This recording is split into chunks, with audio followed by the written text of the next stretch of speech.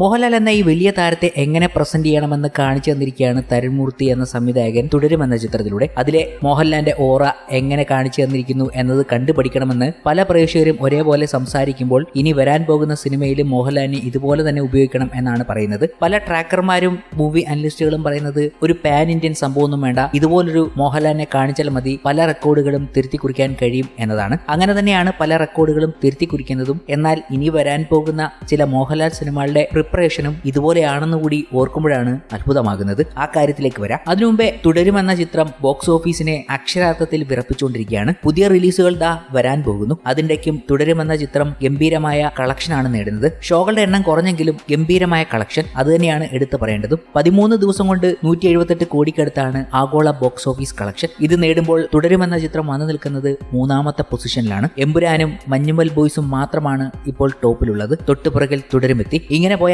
Manjummel boys പോലും വീഴാനുള്ള സാധ്യതയുണ്ട്. എമ്പുരാനെ വീഴ്ത്തുമോ? അതൊക്കെയാണ് ഇനി കാണാനുള്ളത്. മലയാളം ഇൻഡസ്ട്രി ഹിറ്റ് ആകാനുള്ള സാധ്യത വളരെ കൂടുതലാണ്. കഴിഞ്ഞ ദിവസം തന്നെ 80 കോടി നമ്മൾ കൂട്ടിക്കഴിഞ്ഞു. ഇനി ഇന്നെന്താകും? ഇങ്ങനെയുള്ള ചർച്ചകൾ തന്നെയാണ് ഇപ്പോൾ സോഷ്യൽ മീഡിയയിൽ നടന്നുകൊണ്ടിരിക്കുന്നത്. കേരള ബോക്സ് ഓഫീസിൽ 80 കോടി എന്നതിൽ തുടരും എത്തി നിൽക്കുമ്പോൾ തൊട്ടു മുന്നിൽ പുലിമുരുകൻ 85 കോടിക്ക് മുകളിലും എമ്പുരാൻ 86 കോടിക്ക് മുകളിലും 2018 89 കോടിക്ക് മുകളിലും എന്ന രീതിയിലാണ് നിൽക്കുന്നത്. ഇവിടെയാണ് ഇൻഡസ്ട്രി ഹിറ്റ് തുടരുമെന്ന ചിത്രം അടിക്കാൻ പോകുന്നതും. പ്രൊഡ്യൂസറിന്റെ കണക്ക് പ്രകാരം ഓൾറെഡി കേരള ബോക്സ് ഓഫീസിൽ നിന്ന് മാത്രം 100 കോടി മറികടന്നു എന്നവർ പറഞ്ഞു കഴിഞ്ഞു. അത് 2-3 ദിവസത്തിനുള്ളിൽ സാധിച്ചെടുക്കുകയും തന്നെ ചെയ്യും. ഇതൊക്കെ അവിടെ നിൽക്കുമ്പോഴും മോഹൻലാലിനെ ഏത് രീതിയിൽ ഉപയോഗിക്കണം എന്നത് തന്നെയാണ് പല പ്രേക്ഷകരും ഇപ്പോൾ ചർച്ച ചെയ്യുന്നത്. തരുൺമൂർത്തി പറഞ്ഞു അത് മോഹൻലാലിന്റെ ഓറയാണെന്ന്. മോഹൻലാലിന്റെ ഫൈറ്റ് സീനുകൾ എടുത്തു പറയേണ്ടത് പോലീസ് സ്റ്റേഷനിലെ മോഹൻലാലിന്റെ ഫൈറ്റ് സീൻ. അതിൽ ചില്ല് പൊട്ടിച്ച് ചാടി വരുന്ന മോഹൻലാലിന്റെ സീന് മികച്ച കൈഡിയായിരുന്നു തിയേറ്ററിൽ ലഭിച്ചത്. ഈ ഷോട്ട് എടുത്തതിനെ കുറിച്ച് പറയുകയാണ് തരുൺമൂർത്തി. ലാലേട്ടൻ ചാടുമെന്ന് അറിയാമായിരുന്നുവെങ്കിലും അത് പെർഫെക്റ്റ് ഷോട്ട് ആയിരുന്നുവെന്ന് തരുൺ പറയുന്നുണ്ട്. ചില്ല് പൊട്ടിച്ച് ചാടണം എന്നാണ് നമ്മൾ പറഞ്ഞത്. ലാലേട്ടൻ ചാടും എന്നത് നമ്മൾക്കറിയാം. അദ്ദേഹത്തിന്റെ മറ്റു സിനിമകളിൽ അദ്ദേഹം ചെയ്യുന്നത് കണ്ടിട്ടുണ്ട്. വിനുവിനെ എടുത്തെറിഞ്ഞിട്ട് പുള്ളി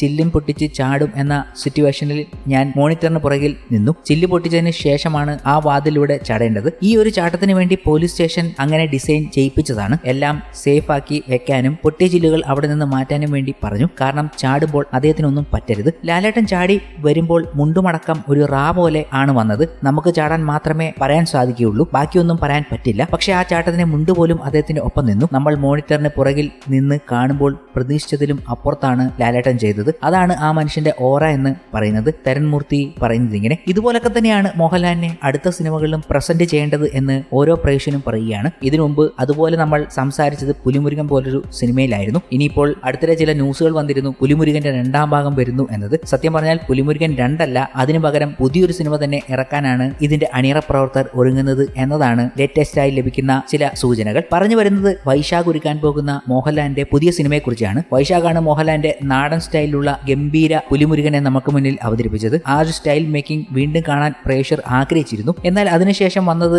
അങ്ങനെയുള്ള സിനിമകളല്ല. എന്നാൽ മോഹൻലാലിനെ വെച്ചൊരു ഗംഭീര പരിപാടി, ആക്ഷൻ പരിപാടി ഒരുക്കാൻ പോകുന്നുണ്ടെന്ന് ഒരു അഭിമുഖത്തിൽ വൈശാഖ് തന്നെ പറയുകയുണ്ടായി. അപ്പോഴാണ് വൈശാഖിന്റെ ഈ പ്രോജക്റ്റ് അണ്ടർ ഡിസ്കഷനിലാണെന്ന് പറയുന്നത്. അതിനുവേണ്ടിയാണ് കഴിഞ്ഞ ദിവസം ഇവർ മീറ്റ് ചെയ്തത് എന്ന റിപ്പോർട്ടുകളും പുറത്തു വന്നത്. ഇത് പുലിമുരുകൻ 2 അല്ല, മറ്റൊരു പ്രോജക്റ്റ് ആണ്. ഒരു ബ്രാൻഡ് ന്യൂ ബീസ്റ്റ് പ്രോജക്റ്റ് എന്നൊക്കെയാണ് മൂവി അനലിസ്റ്റുകൾ ഇതിനെക്കുറിച്ച് പറഞ്ഞിരിക്കുന്നത്. ഒരു ഫ്രഷ് മാസ് സബ്ജക്റ്റ് ഒരു മാസീവ് സ്കെയിലിൽ മോഹൻലാലിനെ വെച്ച് പ്ലാൻ ചെയ്യുകയാണ് ഇതിന്റെ അണിയറ പ്രവർത്തകർ എന്നാണ് പറയുന്നത്. ഒരു പടത്തിന്റെയും സ്വീക്കലുകൾ അല്ല പ്ലാൻ ചെയ്യുന്നത്. പുലിമുരുകന്റെ സ്വീക്കൽ എന്തായാലും അല്ല എന്നാണ് അവർ പറയുന്നത്. എന്തായാലും ഇതുവരെയുള്ള ഡിസ്കഷനിൽ പുലിമുരുകൻ 2 അല്ല, മറ്റൊരു പുതിയ ചിത്രമാണ്. വൈശാഖ് നേരത്തെ പറഞ്ഞതുപോലെ മോഹൻലാലിനെ വെച്ച് ഒരുക്കാൻ പോകുന്ന ഒരു ഗംഭീര പരിപാടി ഉണ്ട് എന്നത്.